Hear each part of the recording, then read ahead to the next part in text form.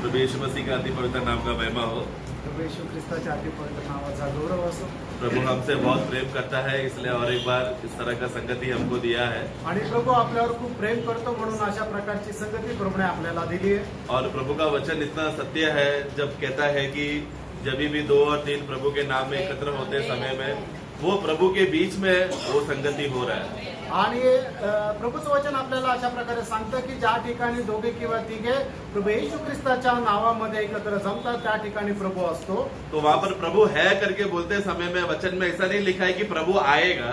आणि त्या ठिकाणी प्रभू आहे असं म्हटलेलं असताना वचनामध्ये असं नाही लिहिलं की प्रभु येईल, प्रभु है करके लिखा है। आणि प्रभु आहे असं लिहिलेलं आहे। मतलब हमसे भी पहला प्रभु है आणि आपल्याही अगोदर प्रभु आहे। आ तो हम रहे हैं वहाँ पर, आणि आपण तर तिथे येत आहोत। हमें उस स्तर पर हमें लेकर आया है। आणि त्या ठिकाणी प्रभु घेऊन आलाय। हम लोग हमेशा एकत्र होने के लिए एकत्र होना पड़ता है, लेकिन प्रभु वहाँ पर पहले से ही है। आणि आपल्याला एकत्र येण्याकरता त्या ठिकाणी जावं लागतं, पण त्या ठिकाणी प्रभु हे अगोदरच आहे। ऐसा महान परमेश्वर की उपस्थिति में बने रहना बोला तो हमारे लिए बहुत भाग्य बात है प्रियो। आणि अशा महान प्रभूच्या उपस्थितीमध्ये राहणं म्हणजे आपल्याकरता खूप मोठी गोष्ट आहे। और उस भाग्य अवस्था में आज हम लोग को फिर से प्रभु ने वो अवसर दिया प्रभु का उस संगति में, इसके लिए मैं प्रभु को बहुत धन्यवाद देता हूँ। आणि अशा भाग्य अवस्थेमध्ये येण्याकरता प्रभूने आपल्याला खूप मोठी कृपा केली, त्याच्याकरता प्रभूच्या नावाला धन्यवाद असो। हम लोग प्रतिदिन जैसे एक दिन एक संगति में प्रभु का वचन में जब हम लोग ध्यान करते समय में, अभ्यास करते समय में, ये हमारे लिए एक फायदा है कि मसीह का उस प्रेम का गुण की बातें या ज्ञान की बातें प्रतिदिन में उस बातों में हम बढ़ते जा रहे हैं। आणि दररोज संगती आपण करतो त्याच्याद्वारे आपला फायदा हा आहे की प्रभूच्या ज्ञानामध्ये आपण वाढत आहोत। और ये एक नया जन्म पाया हुआ विश्वासी के लिए बहुत अत्यंत जरूरत है। आणि नवा जन्म प्राप्त झालेला विश्वासणाऱ्याकरता हे खूप महत्वपूर्ण आहे। और ये उस विश्वासी के लिए बहुत जरूरी है जो अपना प्राण का उद्धार में बढ़ोतरी चाहता है। आणि त्या विश्वासणाऱ्याकरता हे खूप महत्वपूर्ण आहे जो आपल्या जीवाच्या तारणामध्ये वाढ होऊ इच्छितो। गया टाइम हमने प्रभु में जब प्रभु हमारा सृष्टि करता है करके हमने एक विषय को देखा था। आणि मागच्या वेळेला आपण प्रभु हा सृष्टी करता है हे आपण पाहिलं होतं। वो सृष्टि करता किस रीति से सृष्टि करता है, निर्माण करता है, बनाता है, रचता है, रूप देता है, इस विषय में हमने देखा। आणि तो सृष्टीकर्ता कशा प्रकारे सृष्टी करतो, कशा प्रकारे बनवतो आणि कशा प्रकारे रचना करतो हे आपण पाहिलं होतं। और मनुष्य एक ऐसा खास जीवी है, ये तीनों बातें मनुष्य में प्रभु ने किया है। आणि मनुष्य असा एक विशेष प्राणी आहे की या तिन्ही गोष्टी ज्या आहेत ते परमेश्वराने मनुष्यामध्ये केल्या आहे। क्योंकि परमेश्वर जो सब चीजों में मुमकिन है, काबिल है, वो अपने सब गुणों को लेकर हमें बनाया है। आणि प्रभू ज्या सर्व गोष्टी करता तो योग्य किंवा लायक आहे, त्याने आपल्याला बनवलेलं आहे। हमने कुलुस्सियों का पुस्तक पहला अध्याय उसका 16 हम वाक्य आधार लिए थे, वही आज हम लेंगे। कुलुस्सी 1 का 16। कलसीकराचं पत्र पहिला अध्याय आणि त्याचं 16 वचन। क्योंकि उसी में सारी वस्तुओं की सृष्टि हुई, हाँ, स्वर्ग की हो अथवा पृथ्वी की, देखी या अनदेखी, क्या सिंहासन, क्या प्रभुताएं, क्या प्रधानताएं, क्या अधिकार, सारी वस्तुएं उसी के द्वारा सारी वस्तुएं उसी के द्वारा और उसी के लिए सृष्टि गई। हाँ, हमने गया बार देखा था सारा वस्तुएं उसी के द्वारा हुआ है करके हमने देखा था। आणि मागील दिवसामध्ये आपण पाहिलं की सर्व गोष्टीची जी सृष्टी आहे ते परमेश्वराच्या द्वारे झाली आहे। आज हम लोग उसका शुरुआत का भाग में कि हम सब उसमें सृजे गए हैं, उस विषय में हम थोड़ा देखेंगे। आणि मग त्या वचनाचा जो सुरुवातीचा भाग आहे की आपण सर्व त्याच्यामध्ये सृष्टी केला आहोत। हाँ, इंग्लिश में एक्चुअली फॉर बाय हिम, उनके द्वारा करके लिखा है, लेकिन करेक्ट परिभाषा ग्रीक में पढ़ेंगे तो ऐसा आना चाहिए, for we were created in him. आणि इंग्लिशचं भाषांतर पाहिलं तर त्याच्यामध्ये असं लिहिलेलं आहे की त्याच्याद्वारे सृष्टी झाली, पण जर ग्रीक जे खरं भाषांतर आहे त्याच्यामध्ये असं लिहिलेलं आहे की त्याच्यामध्ये सृष्टी झाली। 16 का शुरुआत का भाग फिर से पढ़ना। आणि पुन्हा एकदा 16 वचनाचा सुरुवातीचा भाग वाचा। क्योंकि उसी में उसी में, हम उसी में, सारी वस्तुओं की सृष्टि हाँ उसी में, मतलब सभी बातें मसीह में हुआ है। आणि सर्व गोष्टी ज्या आहेत ते ख्रिस्तामध्ये झाल्या आहेत। हमने गया टाइम क्या देखा था, सब प्रभु ने निर्माण किया, सब प्रभु ने सृष्टि किया, सब प्रभु ने रूप दिया, ये सब हम देखे तो प्रभु करने वाला है करके हम देखे थे। आणि मागच्या वेळेला आपण पाहिलं होतं की परमेश्वराने सृष्टी केली, त्याने बनवलं, त्याने रचना केलं, जे केलं ते परमेश्वराने केलं। लेकिन अभी हम जो विषय जो देख रहे हैं वो है कि सब अभी मसीह में बनाया गया, यानी कि वो जो शब्द मसीह में, वो एक बहुत बड़ा खास पदवी शब्द है जो वहां पर बाइबल में लिखा गया है। आणि आज आपण पाहणार आहे की जे काही गोष्टीची सृष्टी झाली ते सर्व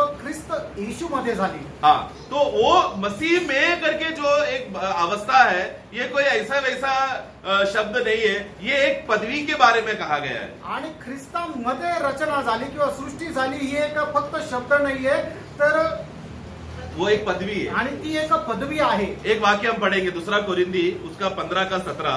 दुसरे करंथीकराचं पत्र 15 अध्याय आणि त्याचं हम बहुत 17 बार ये वचन। वाक्य पढ़ते हैं, लेकिन वहां पर शब्द सॉरी 5 का 17, 5 दुसरे करंथीकराचं पत्र 5 अध्याय 5 का त्याचं 17। 17 वचन। इसलिए यदि कोई मसीह में है यदि कोई मसीह में है, तो वह नई सृष्टि बस तो मसीह में है।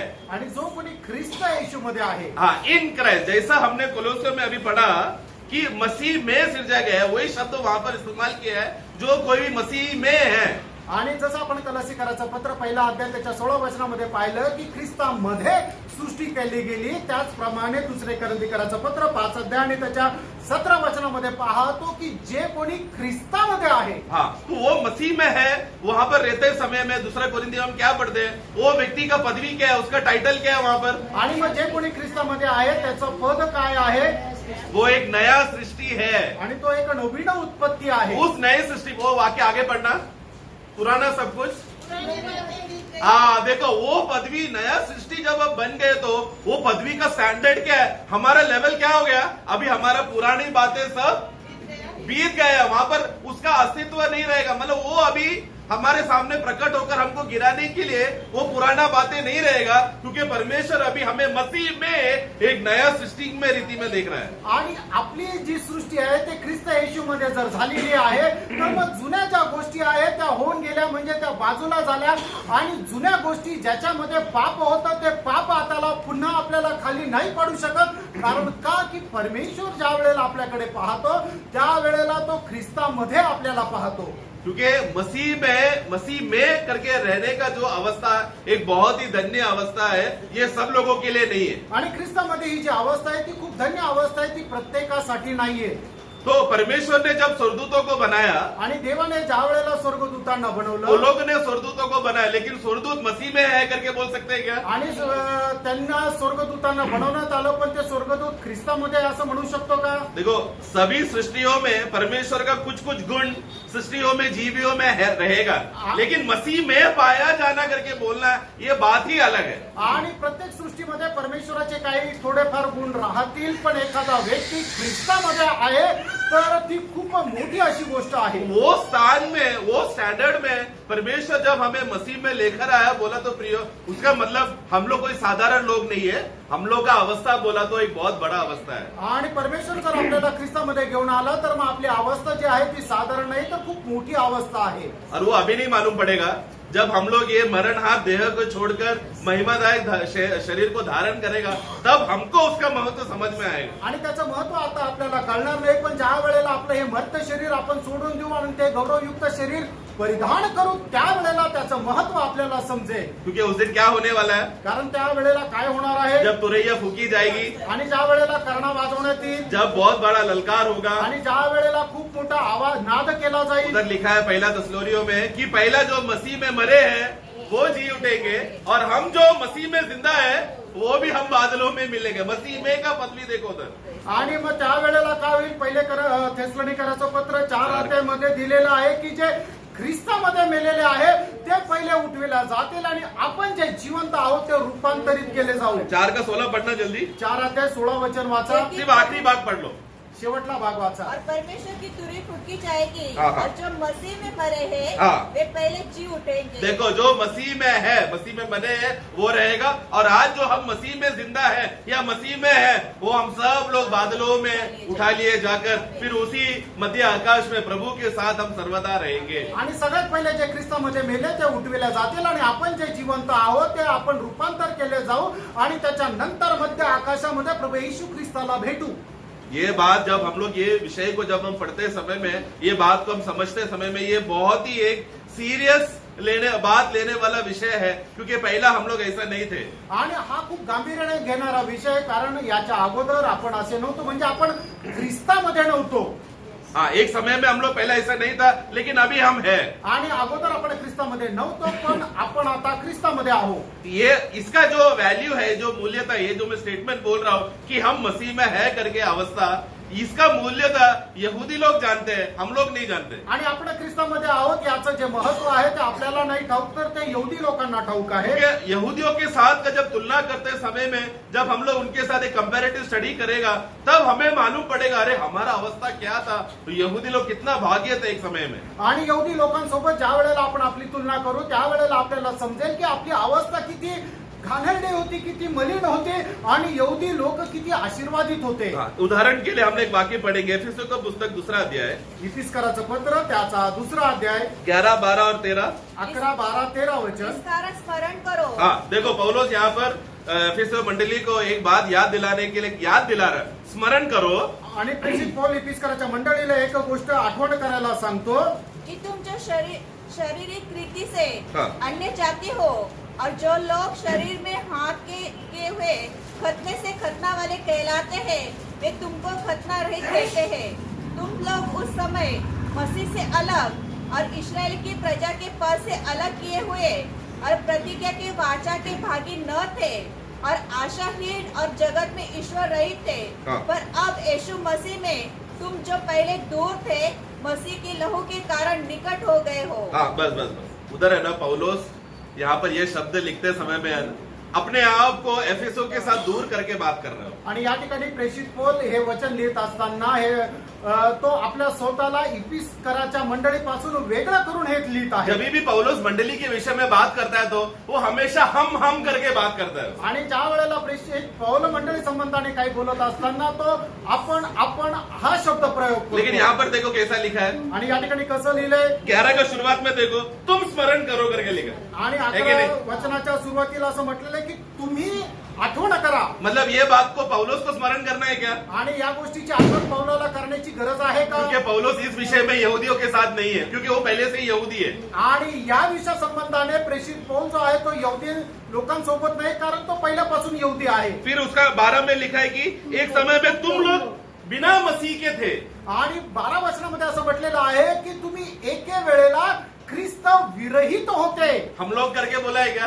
आणि आपण असं म्हटलं आहे का? तुम लोग, तुम्ही लोक, क्योंकि तुम लोग अन्य जाति हो, मैं यहूदी हूँ. आणि तुम्ही अन्य जातीचे आहात आणि मी यहुदी आहे. बाकी 13 में क्या लिखा है? आणि 13 वचनामध्ये काय परंतु लिहिलंय? अब तुम लोग मसीह यीशु में हो. आणि आता तुम्ही ख्रिस्त येशू मध्ये आहात. कैसा वो संबंध देखो पौलुस यहाँ पर क्या रखना चाहता है. अन्य जाति के साथ का उसका रिश्ता देखो कैसा है. आणि अन्य जातीचे जे लोक आहेत त्यांच्या सोबत संबंध कसा आहे. क्यों? क्योंकि पौलुस जब उसको नया जन्म में जब उसको प्रभु का प्रकाश मिला या ज्ञान का, उत्तमता का, तेज का वो प्रकाश मिला, तो उसको तभी समझ में आया कि मसीह में रहने का एक सौभाग्य की बात है, एक धन्य बात है. वो पौलुस जल्दी समझ गया. आणि मग ज्या वेळेला प्रेषित पौलाचं तारण झालं त्यावेळेला तो उत्तम प्रकाश त्याला मिळाला आणि मग त्यावेळेला त्याला समजलं ख्रिस्तामध्ये राहण्याचं भाग्य किती मोठं आहे. तो ये तो सच है कि पौलुस जब साउल था तब वो मसीह में नहीं था. आणि एक गोष्ट खरी आहे की प्रेषित पौल जो आहे तो ज्या वेळेला शाऊल होता त्यावेळेला तो ख्रिस्तामध्ये नव्हता. परंतु ये यहाँ पर वो विषय नहीं बात कर रहा है. आणि या ठिकाणी तो ते नाही बोलत आहे. यहाँ पर 2 अलग अलग जातियों के बारे में बताया जा रहा है. आणि या ठिकाणी 2 भिन्न जाती संबंधाने सांगत आहे. उसमें से एक यहूदी है और दूसरा है अन्य जाति. आणि पहिलं एक यहुदी आहे आणि दुसरं म्हणजे युनानी आहे, म्हणजे अन्य जाती. तो यहूदी लोग का खासियत क्या है? उन लोगों को पहले से ही वाणी दिया गया था कि मसीहा, मसीह करके नहीं, मसीहा जो अभिषेक, जो लोगों को अपना दुख तकलीफ क्लेश से बचाकर इस्राएल राज्य स्थापना करेगा करके, ये बात का भविष्यवाणी बहुत ही पहले से भविष्यवक्ताओं के द्वारा दिया गया था. आणि इस्रायल लोकांना हे अभिवचन परमेश्वराच्या द्वारे त्याचे दास लोकांच्या जे संदेश आहेत त्यांच्याद्वारे मिळालेलं होतं की मसीहा येणार आहे आणि मग यहुदी लोकांना त्यांच्या सर्व दुःख कष्ट संकटातून बाहेर काढून इस्रायल एक राष्ट्र बनवणार आहे. और उस राज्य में वहां पर वो मसीहा अपना राज्य स्थापना करेगा. आणि मग त्या राज्यामध्ये ख्रिस्त जो मसीहा आहे तो आपलं राज्य प्रस्थापित करेल. उस तत्वों में अगर यह इजरायली अगर तुमको आना है तो सबसे पहला तुम लोगों को एक बात जानना पड़ेगा कि तुम लोग सभी लोगों के बीच में तुम लोग खतना पाए हुए लोग है करके ये बात का गवाही यहूदी लोगों में रहना चाहिए. आणि मग त्याच्यामध्ये तुम्हाला जर सहभागी व्हायचं तर त्याच्याकरता तुम्ही जे आहे सुनता झालेले सर्व लोक आहे ही साक्ष तुम्हाला देता आली पाहिजे. तो खतना लोग जो खतना प्राप्त किए हुए लोग हैं वो लोग अन्य जाति को देखकर क्या बोलेंगे? तुम लोगों ने खतना नहीं पाया है. आणि ज्यांची सुनता झाली आहे ते इतर लोकांना काय म्हणतील? तुमची सुनता नाही झाली. उसका पढ़ना 11 फिर से पढ़ना. 11 वचन पुन्हा एकदा वाचा. इस कारण स्मरण करो हाँ। कि तुम जो शारीरिक रीति से अन्य जाति हो हाँ। और जो लोग शरीर में हाथ के किए हुए खतने से खतना वाले कहलाते हैं हाँ। वे तुमको खतना रहित कहते हैं. देखो तुमको खतना रहित करके कहते थे. आणि ज्यांची हाताने सुनता झालेली आहे ते तुम्हाला बेसुनता असं म्हणतात. आपको तू कौन कहता था तुम लोग खतना नहीं है? जिनका खतना हो गया है. आणि मग त्यांना बेसुनता कोण म्हणत होतं? ज्यांची सुनता झालेली आहे. तो क्या हो गया? एक भेदभाव वहां पर आ गया. आणि त्या ठिकाणी एक भेदभाव आला. तो ये तो परमेश्वर ने दिया हुआ एक आज्ञा के अनुसार वो खतना का लागू वहां पर हुआ है. लेकिन खासी यहाँ पर पौलुस यहाँ पर क्या बताना चाहता है? हम यहूदी लोग का खासियत क्या है? परमेश्वर ने हमको ये वाणी दिया है लेकिन तुम लोग अन्य जाति को ये वाणी तुम लोग के पास नहीं था. आणि यहूदी लोकांची जी सुनता आहे ती परमेश्वराच्या आज्ञेनुसार झालेली आहे म्हणून ते लोक काय म्हणतात की देवाची वाणी आम्हाला मिळालेली आहे पण ती तुम्हाला नाही मिळालेली. हम लोग एक वाक्य पढ़ेंगे उत्पत्ति का पुस्तक उसका 17 अध्याय उसका वाक्य 10 से लेकर 14 तक. आणि उत्पत्ती 17 अध्याय 10 ते 14 वचन. हाँ तेरे साथ बांधी हुई वाचा हाँ जिसका पालन तुझे और तेरे पश्चात तेरे वंश को करना पड़ेगा वह यहाँ है. तुम में से एक पुरुष का खतना हो. हाँ तुम अपनी अपनी खलड़ी का खतना करा लेना. जो वाचा मेरे और तुम्हारे बीच में है उसका यही चिन्ह होगा. पीढ़ी पीढ़ी में केवल तेरे वंश ही के लोग नहीं पर जो तेरे घर में उत्पन्न हुआ हो अथवा परदेशों से रुपा देकर मोल लिया जाए. हाँ ऐसे सब पुरुष भी जब 8 दिन के हो जाए तब उनका खतना किया जाए. जो तेरे घर में उत्पन्न हो अथवा तेरे रुपये से मोल लिया जाए उसका खतना अवश्य ही किया जाए. इस प्रकार मेरी वाचा जिसका चिन्ह तुम्हारी देह में होगा हाँ। वह युग युग रहेगी. जो पुरुष खतना रहित रहे हाँ। अर्थात जिसकी खलड़ी का खतना न हो नहीं हो. वह प्राणी अपने लोगों में से नष्ट किया जाए. हाँ क्योंकि उसने मेरे साथ बांधी हुई वाचा को तोड़ दिया. हाँ ये प्रभु जब अब्राहम को बोल रही है वाक्य अभी हमने पढ़ा वाक्य 14 में जो पुरुष ने खतना नहीं किया हो उसी को अपने ही लोगों से उसको बाहर निकालना. ये किसके बारे में बोल रहा है? यहूदी लोगों के बारे में.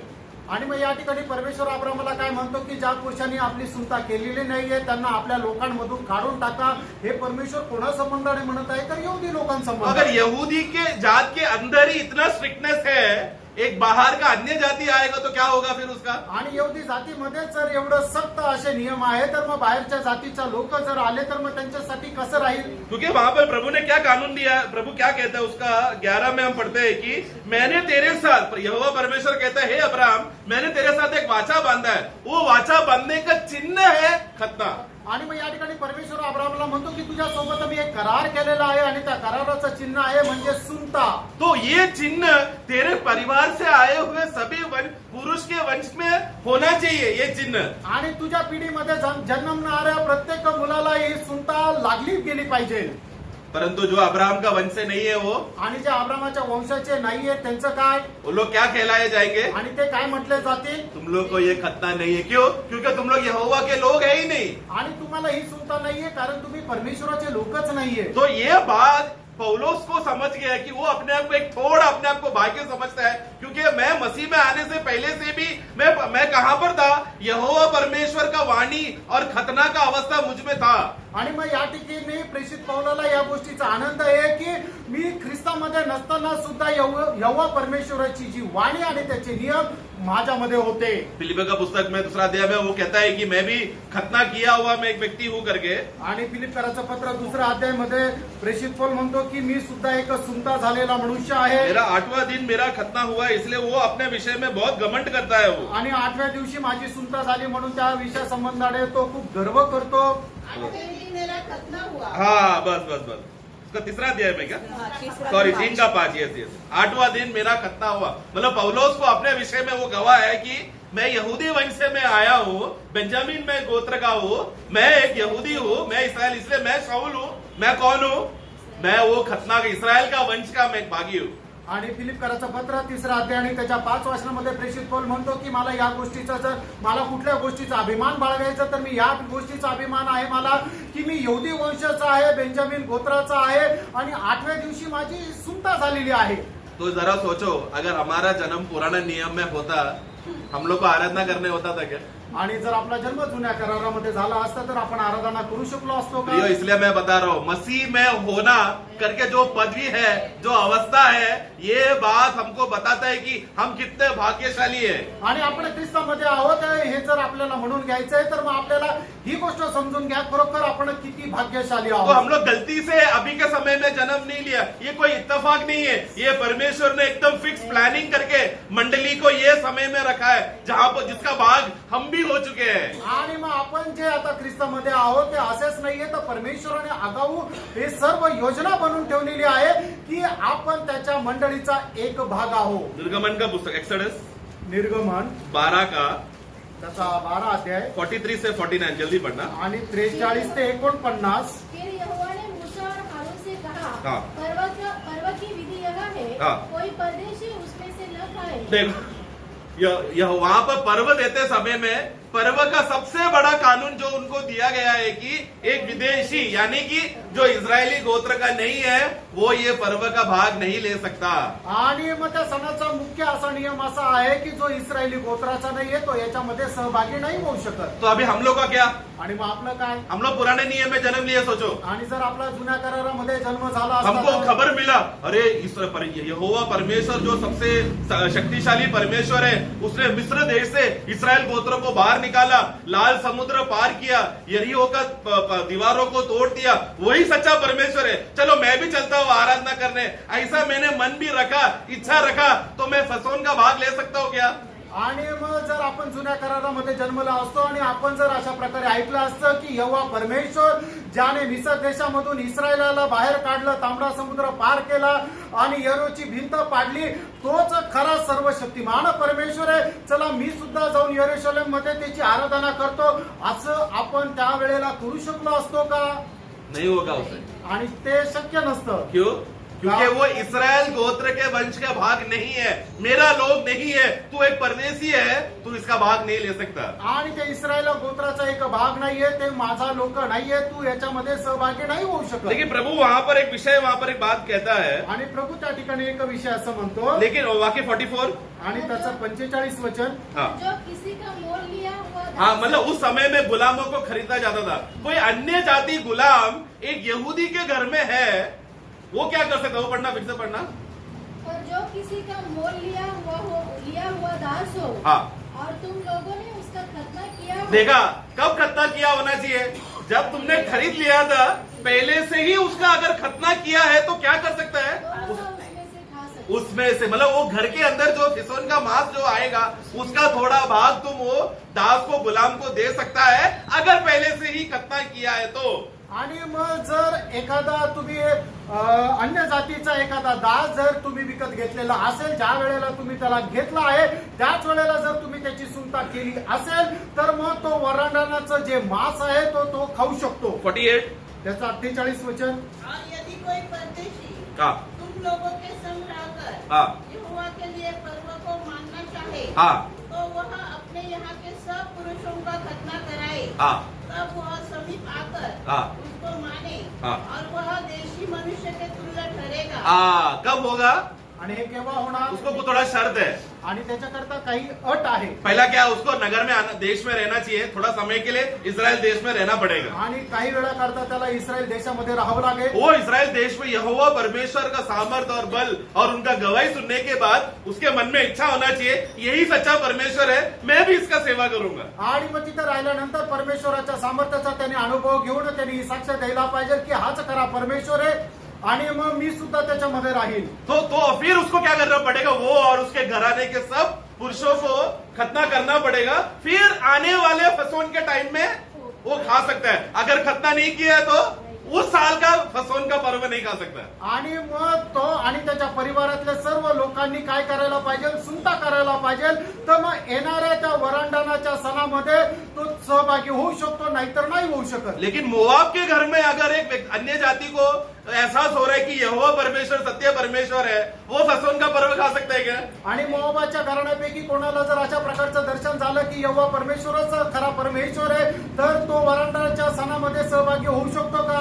इधर दुविधा देखो, अन्य जातियों का दुविधा को जरा समझो। आणि जे अन्य जातीचे लोक आहेत त्यांच्यामध्ये येणारा जो असा कटू प्रश्न आहे तो बघा। यहूदियों के लिए ऐसा कोई दुविधा नहीं है, आणि यहूदी लोकांसाठी अशा प्रकारे काही पेच नाही, क्योंकि उसको अब्राहम के वंश से जन्म लिया है, तो ऑलरेडी उसके पास वाचा है, जन्म से वाचा है, उसको बस 8वां दिन खतना करना है, बाकी उसको प्रॉब्लम नहीं है। आणि अब्राहमाच्या पिढीमध्ये जर त्याचा जन्म झालेला आहे तर परमेश्वराने जो अब्राहमाशी केलेला करार हा त्याला लागू पडतो, फक्त त्याला 8व्या दिवशी सुंता झाली पाहिजे। लेकिन अन्य जाति वैसा नहीं है। आणि अन्य जाती तसे नाहीये। अन्य जाति एक बहुत ही अभागी अवस्था है। आणि अन्य जाती जे एकदम अभाग्य अशी अवस्था आहे, वो यहोवा सच्चा परमेश्वर को पहचान भी लिया तो भी उसका उद्धार गारंटी नहीं है। आणि खरा परमेश्वर यहोवा याला त्यांनी ओळखलं तरी सुद्धा त्यांचं तारणच होईल याचा काही गॅरंटी नाही।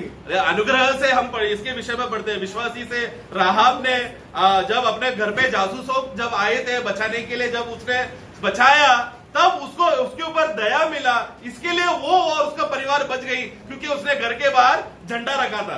आणि राहाबच्या घरी ज्या वेळेला जे जासूस आहे ते लपण्या करता आले त्यावेळेला तिने त्यांना आश्रय दिला, म्हणूनच काय झालं की देवाची कृपा तिच्यावर झाली। वैसे ही मोआब के कुटुंब से जन्म लेने वाली रूत के जीवन में भी बहुत बड़ा अनुग्रह उसको प्रभु के दया से मिला। अगर उसने बोआज को उसने जल्दी अपने आप में शरण स्थान पा लिया, इसके लिए वो बच गई। आणि त्याचप्रमाणे रूथवर सुद्धा परमेश्वराची खूप मोठी कृपा झाली की तिने बोआजचा आश्रय घेतला, म्हणून तिच्यावर कृपा झाली। ऐसा गिन गिन कर 1-2 जन का नाम हमको इधर उधर मिलेगा, लेकिन स्वाभाविक रीति से अन्य जाति का अवस्था बोला तो एकदम श्रापित और गिरा हुआ दशा में। आणि एकदम मोजून वापून काही लोकांचं उदाहरण आपल्याला बायबलमध्ये पाहायला भेटेल की जे अन्य जातीचे लोक आहे की ज्यांनी परमेश्वरावर विश्वास ठेवून त्यांचं तारण झालं, पण असं सरसगट अन्य जातीच्या लोकांचं तारण झालं असं पाहायला भेटत नाही। हम लोग और एक वाक्य एक्सोडस का पुस्तक, उसका 29 का 32-33 आणि निर्गमन त्याचा 29 अध्याय त्याचं 31 आणि 32 वचन। तब हारून अपने पुत्रों समेत उस मेढ़े का मांस हाँ। और टोकरी की रोटी दोनों को मिलाप वाले तंबू के द्वार पर खाए। इन पदार्थों से उसका संस्कार और उन्हें पवित्र करने के लिए प्रायश्चित किया जाएगा। हाँ। उनको तो वे खाए, हाँ। परंतु पराये कुल का कोई उन्हें न खाने। हाँ, देखो वहां पर शब्द क्या, देखो वहां पर अहरोन और उसके संतानों को पवित्र करके याजकीय सेवा का पद के लिए उनको समर्पित करने का सेवा का रिवाज है, वहां पर चल रहा है अभी वो 29 अध्याय में। अहरोन आणि त्याचे जे पुत्र आहे त्यांना काय आहे की राजकीय सेवेकरता नियुक्ती मिळालेली आहे। तो वो याजकीय सेवा वो लोग करते समय में, उस समय में जब वो लोग बलिदान करके भोजन जब खाएंगे, वो सिर्फ लेवी गोत्र और अहरोन के पुत्र ही खा सकते हैं। आणि मग ते याजकीय सेवा करत असताना ज्या होमार्पण केलेलं राहायचं त्यावेळेला जे मांस आहे ते फक्त लेवी गोत्राच्या लोकांना आणि अहरोन आणि त्यांच्या लेकरांना भेटायचं। तो वो एक बहुत ही खास और आशीषमय करने वाला पवित्र प्रकार का बलि है, जो सेवा के लिए अलगवाई प्राप्त किए हुए लोगों के लिए। वहां का इस्राएल का बाकी गोत्र नहीं खा सकता है। ऐसा है तो अन्य जाति लोग बाहर से खाली देख सकते हैं। आणि मग त्यावेळेला सुद्धा केलेलं जे होम अर्पण आहे ते खूप विशेष प्रकारचं आहे की ते फक्त लेवी गोत्राच्या लोकांना आणि अहरोन आणि त्याच्या संततीला ते भेटेल, इस्रायलाच्या उरलेल्या 11 गोत्रांनाही ते भेटणार नाही। वापस हम लोग आते हैं एफेसियों का पुस्तक 2 अध्याय इफिस्कराचं पत्र त्याचा 2रा अध्याय उसका 12वां वाक्य, त्याचं 12 वचन खतना का अवस्था वहां पर देखा हमने। आणि सुनताची अवस्था त्या ठिकाणी आपण पाहिली।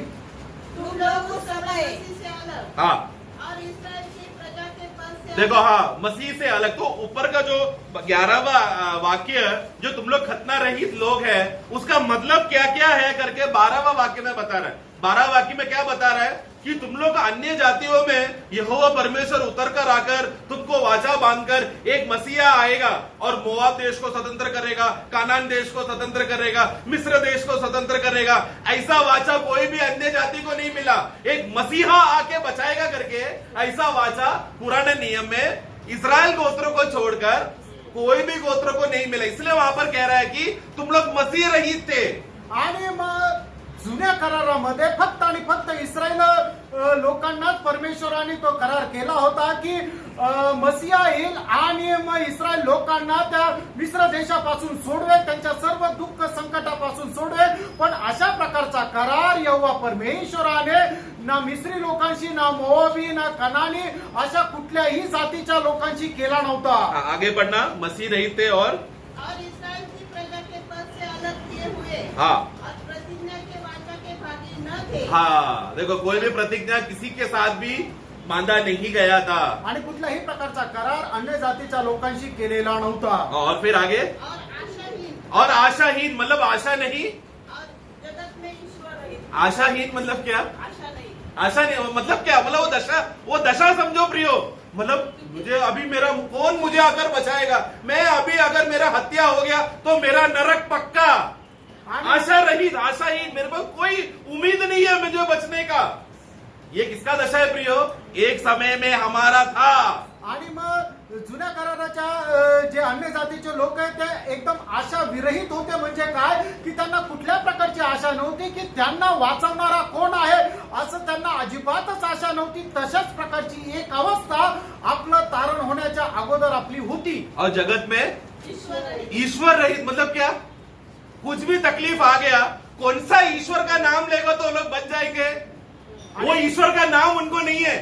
आणि जगामध्ये राहत असताना त्यांना कुठल्या प्रकारचं संकट आल्यानंतर, कुठल्या देवाचं नाव घेतल्यानंतर त्या संकटापासून वाचतील असा कुठलाही एक परमेश्वर त्यांच्या करता नव्हता। पूरा इस्राएल लोग क्या बोलते हैं? यहोवा मेरा बल है, यहोवा मेरा चट्टान है, यहोवा मेरा चरवाहा है। कोई भी परिस्थिति में यहोवा बोलकर उनका आश्रय का अवस्था इस्राएली लोगों को मिल जाता था। लेकिन अन्य जाति को कौन सा नाम लेकर उनको उस सुविधा से बच सकते थे? वो उनका दुविधा से बच नहीं सकते थे वो लोग।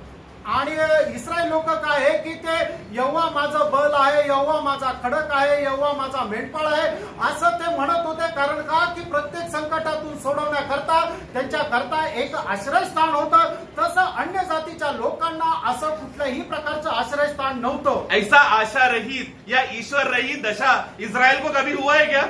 आणि अशा प्रकारे ईश्वर रहित अवस्था इस्रायल लोकांची कधी झाली का? हमारा हुआ है आपली झाली। प्रियो। हम लोग कौन थे प्रियो? प्रियानो, आपण कोण होतो? परंतु अभी हम मसीह में हैं करके बोला तो क्या?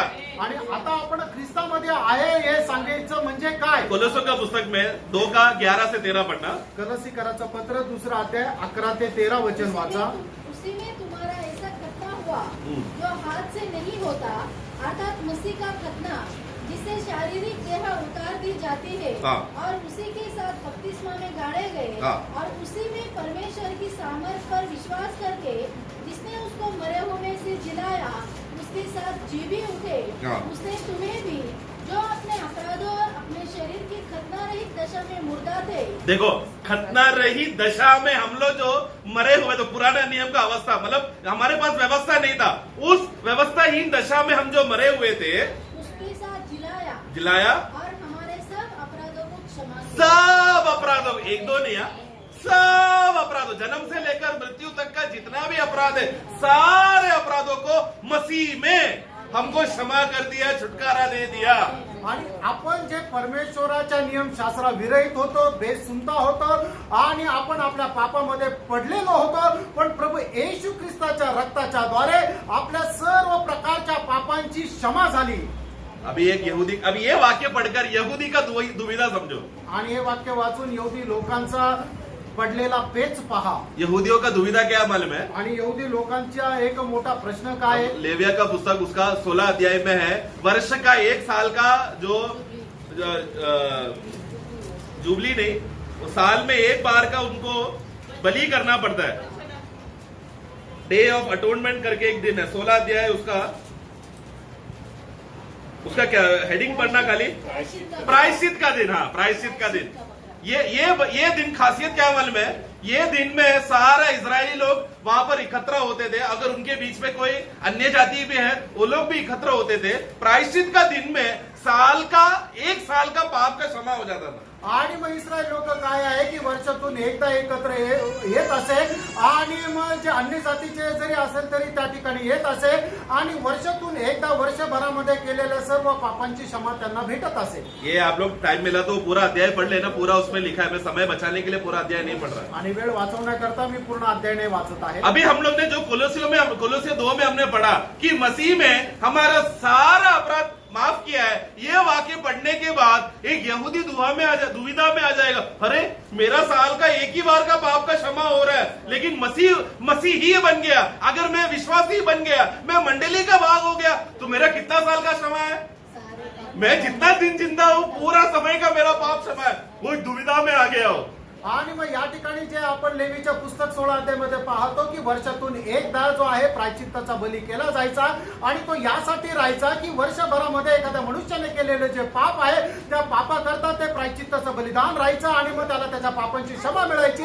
पण कलसीकराच्या पत्रामध्ये आपण पाहतो की जे कोणी ख्रिस्त येशूमध्ये आहे त्याने त्याच्या जीवनामध्ये केलेल्या सर्व प्रकारच्या पापांची त्याला क्षमा मिळते आणि ती क्षमा कुठपर्यंत राहतं? तो या शरीरामध्ये आहे तोपर्यंत. म्हणूनच मग इस्रायल लोकांना पडलेला खूप मोठा पेच, खूप मोठा प्रश्न हे आहे की मला तर फक्त 1 वर्षाच्या पापांची क्षमा मिळते आणि हे लोक ख्रिस्तामध्ये आल्यानंतर त्यांना संपूर्ण आयुष्यभराच्या पापांची क्षमा मिळते.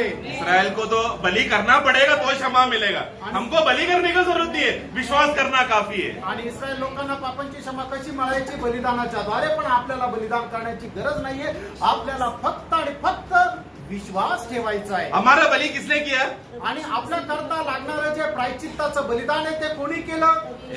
वो पढ़ेंगे हम लोग इब्रानियों का पुस्तक 9 का 12 आणि इब्रिकराचं पत्र त्याचा 9 अध्याय आणि 12 वचन. और बछड़ों के लहू के द्वारा नहीं, हाँ पर अपने ही लहू के द्वारा हाँ एक ही बार पवित्र स्थान में प्रवेश किया और अनंत छुटकारा प्राप्त. अनंत छुटकारा, सर्वदा का छुटकारा. मराठी में पढ़ना हुआ की आणि बकरे व वासरे यांचे नव्हे हा. तर स्वतःचे रक्त अर्पण करून हा. त्यांचा परम पवित्र स्थानात गेला हा. आणि त्याने सार्वकालिक मुक्ती मिळवली. हाँ, सर्वकालिक, सर्वदा के लिए एक मुक्ति मिला, छुटकारा दिया. सार्वकालिक मुक्ती जी आहे त्याच्याद्वारे त्यांनी दिली. तो वो गाय बकरे बैल का लहू से नहीं, आणि कुठल्याही प्रकारच्या जनावराच्या रक्ताच्या द्वारे नाही. वो लहू कहाँ पर इस्तेमाल करते थे? आणि तो ते रक्त आहे ते कुठे उपयोगात या आलं? कब करते थे? पुराने नियम में करते थे. आणि जुन्या करारामध्ये ते रक्त वापरलं लेकिन जायचं. जो कोई मसीह में है आणि जे कोणी ख्रिस्त येशू मध्ये आहे उनको अभी बैल बकरी का लहू लेकर आने का जरूरत नहीं है. उसको सिर्फ कलवरी क्रूस पे यीशु मसीह का लहू को देखना है. आणि मग त्याला कुठल्या प्रकारचं जनावराचं रक्त घेऊन येण्याकरता आणण्याची गरज नाहीये.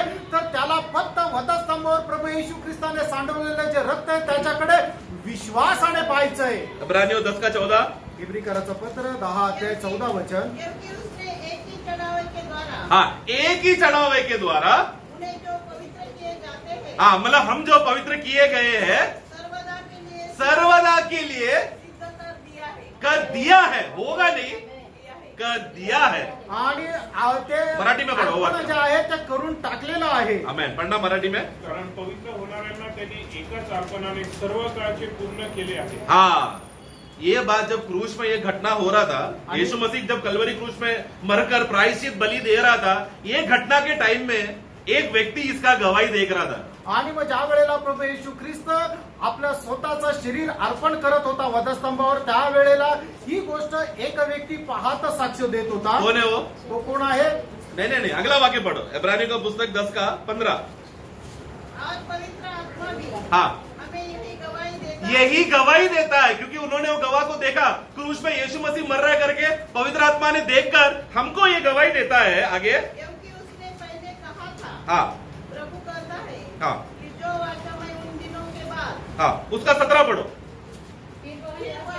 फिर वो यह भी कहता है, उनके पापों को हाँ, और उनके अधर्मों को, अधर्म के कामों को हाँ, फिर कभी स्मरण मैं कभी स्मरण नहीं करूंगा। पवित्र आत्मा यीशु मसीह का क्रूस का सिद्ध बलिदान को देकर हमारे हृदय में गवाही दे रहा है, अभी मैं तुम लोग के पापों को और अधर्म के कार्यों को कभी भी याद नहीं करूंगा। आणि पवित्र आत्मा प्रभू येशू ख्रिस्ताने वधस्तंभावर दिलेलं जे अर्पण आहे ते बघून आपल्या हृदयामध्ये अशा प्रकारची साक्ष देतो की परमेश्वर आपल्या अनीतीचे जे काम आहे ते याच्या पुढे कधीही स्मरण करणार नाही।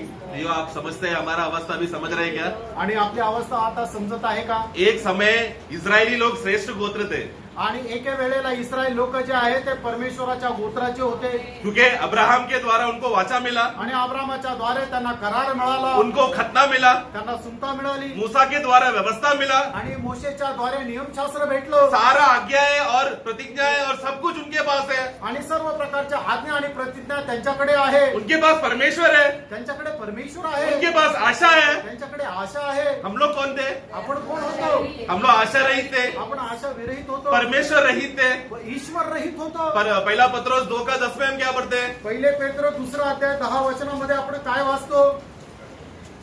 तुम पहले तो कुछ भी नहीं थे, देखो यहाँ पर पत्रोस भी देखो कैसा बोल रहे हैं, तुम पहले कुछ भी नहीं थे, कुछ भी नहीं थे, पर अब परमेश्वर की प्रजा हो, अब परमेश्वर की प्रजा हो। मतलब अभी हम लोग परमेश्वर का प्रजा बन गए। आगे तुम पर दया नहीं हुई, दया नहीं था, पर अब तुम पर दया हुई। अब दया हुआ है। आणि याच्या अगोदर तुम्ही काहीच नव्हते, पण आता परमेश्वराची प्रजा झालेले आहात, आणि अगोदर तुमच्यावर दया नव्हती, पण आता तुमच्यावर दया झालेली अभी आहे। क्या क्या है हमारे पास? आता आपल्याकडे काय काय आहे? ये सब बातें क्यों है हमारे पास? आणि या सर्व गोष्टी आपल्याकडे का क्योंकि आहेत? हम मसीह में हैं। कारण आपण ख्रिस्तामध्ये आहोत, मसीह में नहीं है तो आणि ख्रिस्तामध्ये आपको नाही यहूदी परिवार में ही जन्म लेना पड़ेगा, आणि मग आपल्याला यहुदी परिवारामध्ये जन्म घ्यावा फिर लागेल, 8वां दिन खतना करना पड़ेगा, आणि मग 8व्या दिवशी सुद्धा करावी और लागेल, रोज बार बार बलिया अर्पण करना पड़ेगा, आणि आपल्याला नेहमी नेहमी अर्पण करावं लागतील। रोज फिर साल का एक बार का बड़ा बलिदान का पर्व रहेगा, उसमें भी आपको प्रेजेंट होना पड़ेगा, उपस्थित रहना पड़ेगा। आणि वर्षातून एकदा जे प्रायश्चित्ताचं बलिदान केलं जातं त्याच्यामध्ये सुद्धा तुम्हाला उपस्थित राहावं लागेल। लेकिन नए नियम में आणि नवीन करारामध्ये यीशु मसीह जब क्रूस पर मरा तब हम लोग प्रेजेंट थे क्या वहां पर? आणि प्रभू येशू ख्रिस्त वधस्तंभावर गेला त्यावेळेला आपण तिथे उपस्थित होतो का? हम लोग तो जन्म भी नहीं लिया ना, आपला तर जन्म पण नव्हता ना। लेकिन प्रभु ने क्या किया? आणि प्रभूने काय केलं? वो जब क्रूस पर मरा उसने संतानों को देखा करके, ऐसे का पुस्तक 53 अध्याय याच्या त्याचा 53 अध्याय उसका 10 पढ़ना, त्याचं 10 वचन वाचा। तो भी यहोवा यही भाया तो भी यहोवा को ये भाया कि उसे कुचले, उसको कुचले, इसीलिए उसको रोगी कर दिया, उनको रोगी कर दिया। वो अपना प्राण दोष बलि करे, तो हमारे लिए जब उसका यीशु मसीह ने अपना प्राण को दोष बलि के रीति में अर्पण किया, तब वो अपना वंश देखने अपना वंश को देखा, हमें देखा, मंडली को देखा। आणि मग ज्या वेळेला प्रभू येशू ख्रिस्ताने आपल्या करता आपला प्राण दिला त्यावेळेला त्याने काय केलं? आपल्याला पाहिलं। तो हमारा उद्धार, मैंने कुछ तीर्थ यात्रा किया, मैंने थोड़ा अगरबत्ती जलाया, थोड़ा कैंडल जलाया, थोड़ा नारियल फोड़ा, उसकी वजह से नहीं है ये उद्धार। आणि आपल्याला मिळालेलं तारण आपल्या कुठल्या यात्रेमुळे किंवा आपण अगरबत्ती पेटवली किंवा नारळ फोडलं किंवा मेणबत्ती पेटवली म्हणून नाहीये। एफेसों का पुस्तक 2:8 में हम क्या पढ़ते हैं? आणि पिस्काराचं पत्र 2 अध्याय त्याच्या 8 वचनामध्ये आपण काय पाहतो? क्योंकि विश्वास के द्वारा विश्वास के द्वारा अनुग्रह इससे तुम्हारा उद्धार उद्धार हुआ है। आगे और यह तुम्हारी ओर से ये तुम्हारी ओर से नहीं, वरन परमेश्वर का दान है। परमेश्वर का दान है। आणि विश्वासाच्या द्वारे कृपेनेच तुमचं तारण झालेलं आहे, आणि हे तुमच्याद्वारे नाही तर हे देवाचं दान आहे। तो परमेश्वर को यह भाया, जैसे इज़ाया 53 में पढ़ा, परमेश्वर को यह भाया कि यीशु मसीह को हमारा छुटकारे का विषय में एक दान स्वरूप बलिदान भेजे करके जब परमेश्वर को भाया, उनको अनुग्रह हुआ, हमारे ऊपर कृपा हुआ, हम लोग बच गए। विश्वास के द्वारा हमने विश्वास किया, हम बच गए। आणि मग परमेश्वराला हेच आवडलं की आपल्या पापाच्या प्रायश्चित्तानिमित्त प्रभू येशू ख्रिस्ताला वधस्तंभावर अर्पण करावं, आणि त्याची कृपा आपल्यावर झाली, आणि त्या कृपेमुळे आपण वाचलो। जिस दिन से हमारा पाप का क्षमा हो चुका, जिस दिन से हमारा छुटकारा हो चुका है, तब से हम मसीह में हैं। आणि ज्या वेळेला आपलं तारण झालं, आपल्याला पापांची क्षमा मिळाली, तेव्हा आपण ख्रिस्तामध्ये आहोत। कोलोसे 3:1 कलसीकराचं पत्र 3 अध्याय त्याचं पहिलं वचन।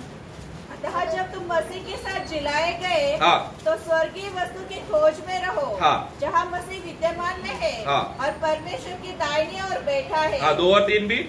पृथ्वी पर की नहीं, हाँ। परंतु स्वर्गीय वस्तु पर ध्यान लगाओ, हाँ। क्योंकि तुम तो मर गए, हाँ। और तुम्हारा जीवन मसीह के साथ परमेश्वर में छिपा हुआ है। आगे।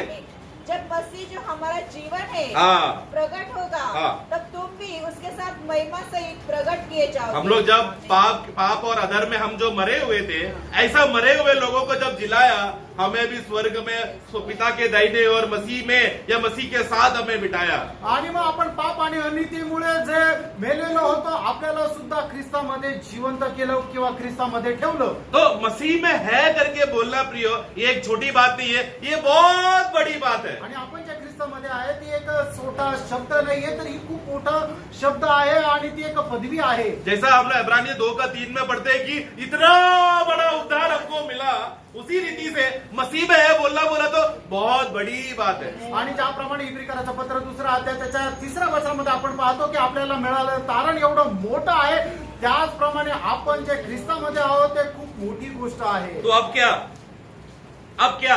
आणि आता काय? एफेसियों का पुस्तक 2:19 आणि इब्रिकराचं पत्र 2 अध्याय 19 वचन। हाँ। इसलिए तुम अब विदेशी हाँ। और मुसाफिर नहीं नहीं रहे, परंतु पवित्र लोगों के संगी, हाँ। स्वदेशी और परमेश्वर के घराने के हो गए। हाँ, देखो पहला पवित्र लोग कौन था?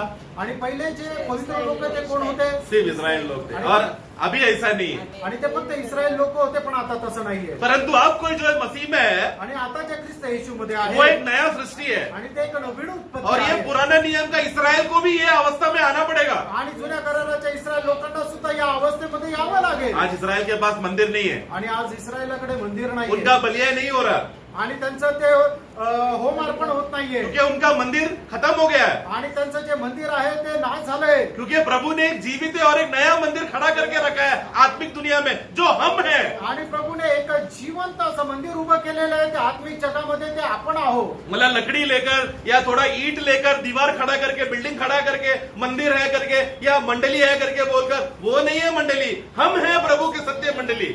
आणि वीट आणि मातीची अशी जी भिंत उभं करून इमारत केलेली आहे, ते म्हणजे प्रभूची मंडळी आहे असं नाहीये, तर आपण जे आहोत ते आपण प्रभूची मंडळी आहोत। ऐसे मंडली में जो आए हुए लोग या मंडली बन चुके हुए लोग, उनको शारीरिक खतना करने की जरूरत नहीं है, बल्कि मसीह में हमारा खतना हो चुका है। आणि मग जे ख्रिस्तामध्ये आलेले लोक, जे मंडळीचे लोक आहेत, त्यांना सुनता करण्याची गरज नाहीये, कारण आपली आत्मिक सुनता झालेली आहे। फिलिपियों का पुस्तक उसका 3 अध्याय 1 से 3। फिलिप्पियराचं पत्र 3 अध्याय 1 ते 3 वचन। इसलिए मेरे भाइयों, हाँ। प्रभु में आनंदित रहो। हाँ। वे ही बातें तुमको बार बार लिखने में मुझे तो कोई कष्ट नहीं होता। हाँ, और देखो ये बात तुम्हारे लिए लिखने के लिए मैं बार बार लिखने, क्योंकि ये फिलिपियो मंडली को भी लिखा है, कोलोसे मंडली को भी लिखा है, एफेसी को लिखा है, गलती को, बहुत मंडलियों को इसने लिखा है, और बार बार लिखने के पौलुस को दुख नहीं हो रहा, खुशी की बात है, उसको एक अभिमान की बात है, क्योंकि अभी हम लोग एक नया वंश, एक नया जाति बन चुके हैं। आणि मग या ठिकाणी प्रेषित पौल हा वारंवार सर्व मंडळांना सांगण्याकरता त्याला दुःख नाहीये, तर आनंद होता, कारण का की आपण एक नवीन उत्पत्ती झालेलो आहोत। हाँ, आगे। और इसमें तुम्हारी कुशलता है। हमें देखो तुम्हारी किसकी, क्यों? वो तो यहूदी है, तुम लोग बोला अन्य जाति के लिए खुशी की बात है। आणि या ठिकाणी जे अन्य जातीचे लोक आहेत त्यांच्याकरता आनंदाची गोष्ट हाँ, आहे। आगे। कुत्तों से चौकस रहो। हाँ। उन बुरे काम करने वालों से चौकस रहो। हाँ। उन काट-कूट करने वालों से चौकस रहो। हाँ, मतलब किसके बारे में बोल रहा है? जो खतना का उपदेश लेकर आकर मंडली में फूट लाने देखेगा, यहूदियों का रीत रिवाज लाकर मंडलियों में कार्य करने के लिए कोशिश करेगा, ये सब बातों से दूर रहो। ये लोग दुष्ट सेवक लोग हैं, इनसे दूर रहो। आणि मग जे सुनतेचा उपदेश घेऊन येतात किंवा यहुदी लोकांचे ज्या जुन्या रूढी परंपरा आहेत त्याचा उपदेश घेऊन येतात, या ठिकाणी प्रेषित पौल म्हणत आहे की या सर्व गोष्टीपासून तुम्ही दूर राहा। और फिर वाक्य 3, क्योंकि खतना वाले तो हम ही हैं। खतना वाले तो हम ही है। देखो यहाँ पर इसमें कौन भी है? पौलुस भी है। देखो पौलुस, देखो कैसा दिमाग लगा, मतलब वो आत्मा में लिखा हुआ बात है, क्योंकि उसने भी पहचान लिया, मैंने जो यहूदियों का, मैं जो शाऊल बनकर जो खतना लिया है, वो खतना का वैल्यू नहीं है यीशु मसीह में, मुझे अभी आत्मिक खतना लेना पड़ेगा। इसलिए वो कह रहे हैं हम वो खतना है। आणि मग प्रेषित पौलाला माहिती आहे की ज्या वेळेला मी शाऊल होतो त्यावेळेला माझी सुनता झाली आहे, पण ती सुनता माझं तारण करू शकत नाहीये. मला तारणा करता आत्मिक सुनता जी करणं गरजेचं आहे की जे प्रभू येशू ख्रिस्तामध्ये मला होईची गरज आहे. आणि म्हणूनच मग या ठिकाणी प्रेषित पौल असं म्हणत आहे की आपली म्हणजे ज्यांनी ख्रिस्ताला परिधान केलेलं आहे, जे ख्रिस्त येशू मध्ये आहे, त्यांना आपल्या सोबत घेऊन तो म्हणतोय की आपली जी सुनता आहे ती आत्मिक सुनता आहे. पौलोस जो 8वां दिन खतना लिया वो घमंड अभी कर नहीं सकता.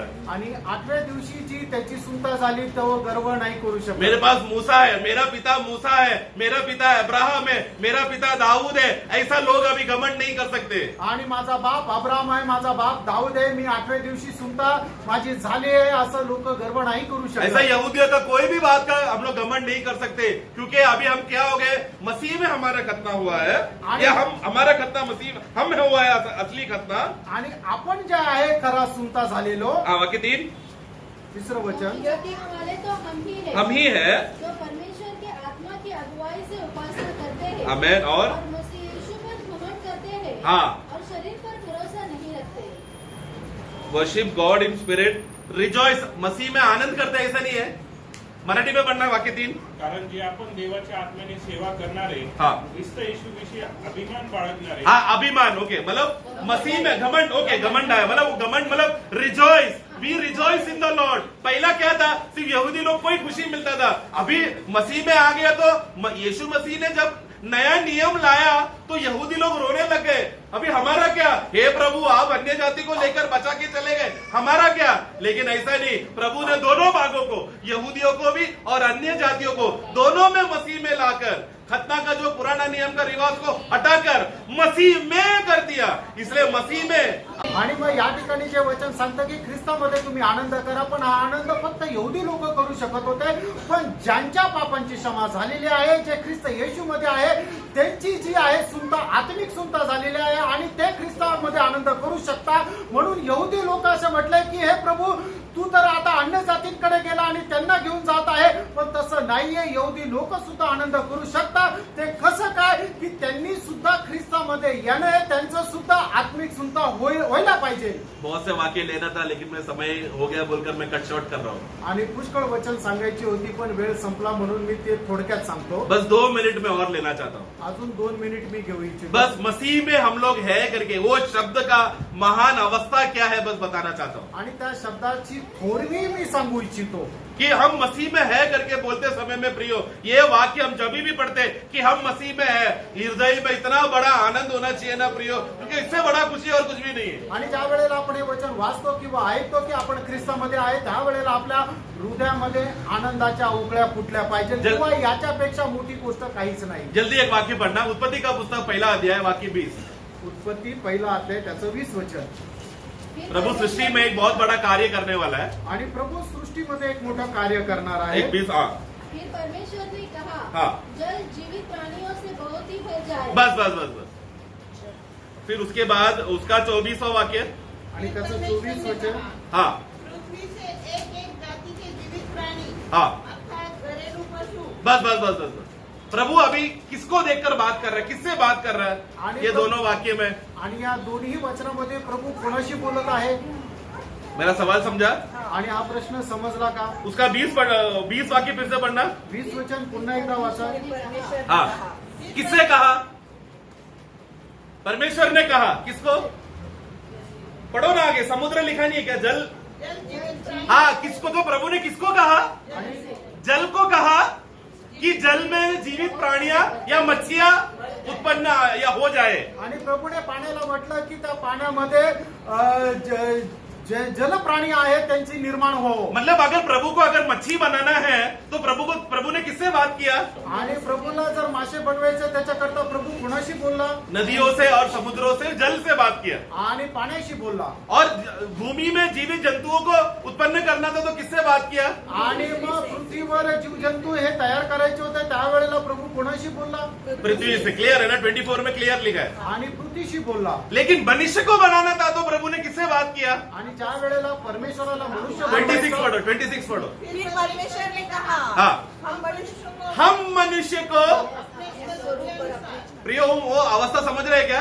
आणि प्रियांनो ती अवस्था समजत आहे का. मच्छी का वातावरण क्या है? मच्छी का वातावरण पानी है, जल है. अगर हाँ या आणि मासे ज्या वातावरणामध्ये राहतात ते पाणी आहे. अगर वो वातावरण जो पानी है उसको हटा दिया तो मच्छी जिंदा रहेगा क्या?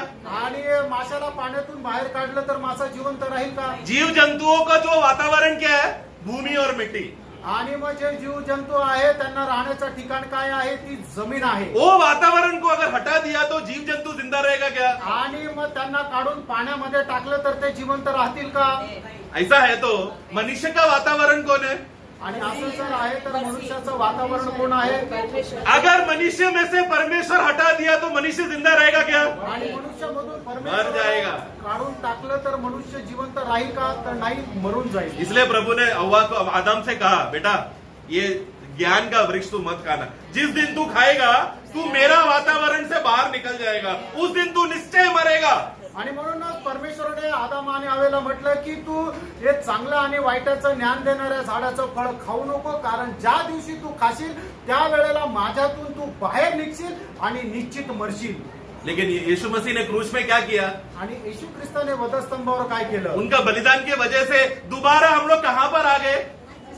मसीह में आए, मतलब परमेश्वर का वातावरण में हम आ गए वापस. आणि प्रभू येशू ख्रिस्तापासून आपण प्रभू येशू ख्रिस्ताने वधस्तंभावर दिलेल्या बलिदानाच्या द्वारे काय झालं? आपण जे परमेश्वरापासून दूर किंवा परमेश्वरापासून बाहेर गेलेलो होतो त्या प्रभू येशू ख्रिस्ताच्या बलिदानाच्या द्वारे आपण पुन्हा परमेश्वरामध्ये आलो. हम लोग यूहन्ना 1:12 में हम पढ़ते हैं, पढ़ना नहीं, मालूम है वो वाक्य, जो कोई भी प्रभु यीशु मसीह को स्वीकारेगा उनको संतान होने का अधिकार मिला है.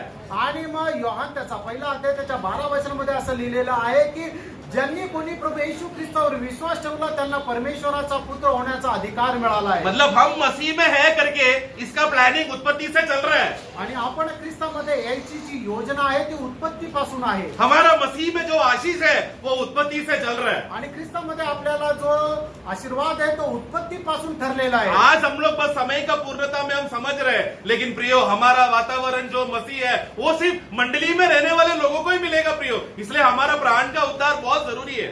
आणि मग आपलं तारण जे प्रभू येशू ख्रिस्त आहे ते कोणाला मिळणार? जे मंडळीलाच मिळणार आहे, कारण आपल्या जीवाचं तारण महत्वपूर्ण आहे. तो प्रभु ने जब सुसमाचार के द्वारा हमें वचन देकर हमें उद्धार किया, प्रेरितों का कार्य 2 अध्याय का आखिरी वाक्य क्या लिखा है? जैसे जैसे लोग नया जन्म पा रहे थे प्रभु उनको मंडली में जोड़ रहा था, मसीह का वातावरण में जोड़ रहे थे. हम लोग मंडली का वो सुरक्षित स्थान में हम आ गए. ये हमारा बहुत ही भाग्य अवस्था है प्रियो. आणि प्रेषितांचे कृत्य 2 अध्यायाने त्याच्या शेवटल्या वचनामध्ये असं म्हटलेलं आहे की प्रभू तारण प्राप्त झालेल्या लोकांना दररोज मंडळीमध्ये जोडत होता. तो प्रियो हम प्रभु को धन्यवाद करें कि अभी हम मसीह में है. आणि आपण प्रभूला धन्यवाद द्या की आपण आता ख्रिस्तामध्ये आहोत. जो कोई मसीह में है वो एक नया सृष्टि है. आणि जे कोणी ख्रिस्त येशूमध्ये आहे ते नवीन उत्पत्ती आहे. और जो कोई मसीह में है वो परमेश्वर का वातावरण में जी रहा है. आणि जे कोणी प्रभू मध्ये आहे ते परमेश्वराच्या वातावरणामध्ये जगत जो आहे. वाटिका आदम और हव्वे ने ईदन वाटिका खो बैठा, आज हमको मसीह में वही वाटिका में आत्मिक मंडल में स्तर में रखा है. आणि आदम हवेने ज्या एदेन बागेमधून त्यांना बाहेर काढून टाकलेलं होतं, आज जे आपण आत्मिक आदाम आहोत आपल्याला पुन्हा त्या एदेन बागेमध्ये म्हणजे मंडळीमध्ये ठेवलेलं आहे. उस वातावरण में हम और अधिक मसीह को प्राप्त कर करके मसीह को खाकर मसीह को पीकर और हम बढ़े. प्रभु का सहायता हो. आणि त्या वातावरणामध्ये आपण अधिक जास्त राहत, अधिक जास्त ख्रिस्ताला खात आपण ख्रिस्तामध्ये अधिक जास्त वाढत जावं. प्रभूची स्तुती असो. Praise the Lord. Praise the Lord.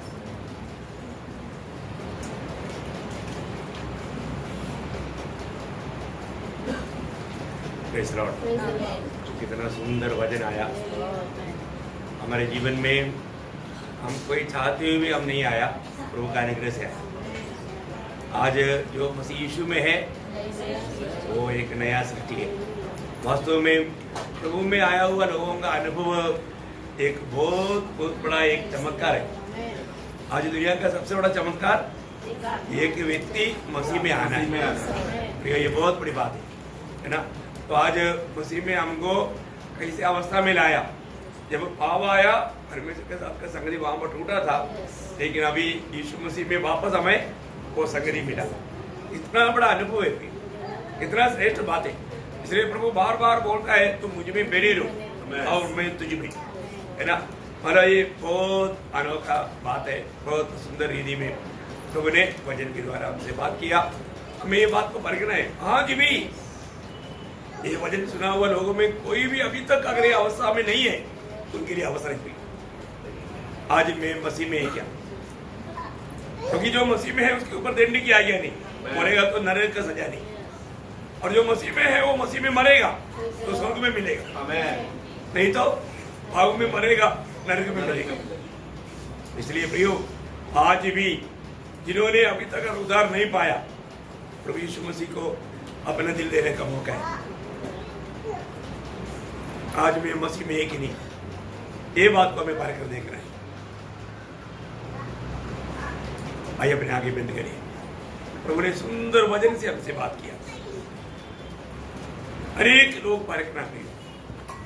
आज ये संदेश आया और मैं मसीह के बाहर है तो मेरा कोई भी कृत्य से मैं कभी धर्मी नहीं बन सकता। इवन आज इसराइली क्यों ना हो, उन्हें भी आज मसीह में होना है। उनका बाप दादाओं का रूढ़ी परंपरा का घमंड बोल करके वो स्वर्ग नहीं पहुंच सकता। आज स्वर्ग पहुंचने के लिए एक ही मार्ग प्रभु यीशु पर विश्वास करना है। एक समय में वो लोग घमंड कर सकते थे, पर तो आज वो सारे बात खत्म हो गया। आज मसीह में पिता ने एक नया आरंभ शुरू किया। इसलिए सबको प्रभु यीशु पर विश्वास करके अपनी पाप क्षमा पाकर प्रभु का जीवन पाकर उसकी स्वभाव में बढ़ना है। तो आज हमें अपने आप को परखना है।